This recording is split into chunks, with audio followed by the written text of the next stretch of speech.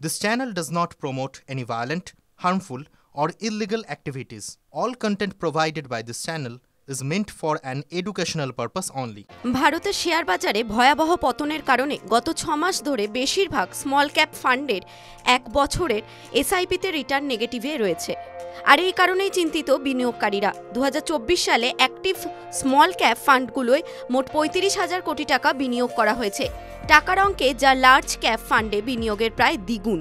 ICICI prudential mutual ফান্ডের chief investment officer S Naren small ও mid cap ফান্ডে SIP বিনিয়োগের বিষয়ে সতর্ক থাকার পরামর্শ দিচ্ছেন।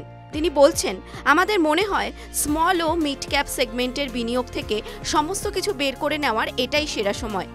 মতিলাল অসওয়াল অ্যাসেসমেন্ট ম্যানেজমেন্ট সংস্থার 31 জানুয়ারি রিপোর্ট অনুযায়ী সমস্ত বড় বড় সূচকগুলোই শর্ট টার্মে নেগেটিভ রিটার্ন দিচ্ছে।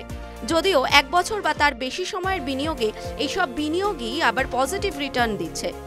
নিফটি স্মল ক্যাপ 250 সূচক গত 6 মাসে 11.68% পড়েছে, যদিও 1 বছরের হিসেবে তা 5.23% রিটার্ন দিয়েছে।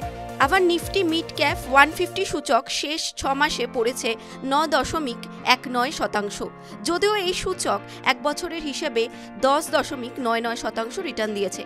যদিও বেঞ্চমার্ক সূচক নিফটি 50 বাকি 2 সূচকের তুলনায় ভালো রিটার্ন দিয়েছে। গত 6 মাসে এই সূচক মাত্র 5.78% পড়েছে। অন্যদিকে 1 বছরের সময়কাল হিসাবে করলে নিফটি 50 রিটার্ন দিয়েছে 8.21%।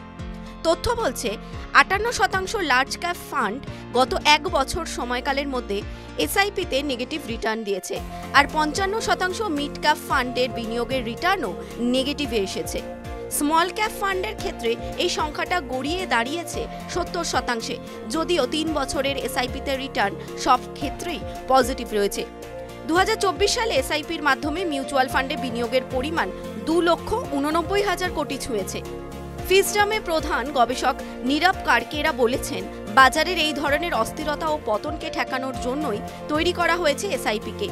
মার্কেটকে টাইম করার কোনো বিশেষ উপায় নেই, আর এই ধরনের অস্থিরতার মোকাবিলা করার জন্যই তৈরি এসআইপি। এমন কোনো পরিস্থিতি এখনও তৈরি হয়নি যে কেউ এসআইপি বন্ধ করে দেবে, বলছেন তিনি মনে করেন যতদিন বিনিয়োগ কৌশল মিউচুয়াল ফান্ড ও ফান্ড ম্যানেজারের ওপর বিশ্বাস থাকবে ততদিন এসআইপি চালিয়ে যাওয়া উচিত। টিভি9 বাংলা ডিজিটাল।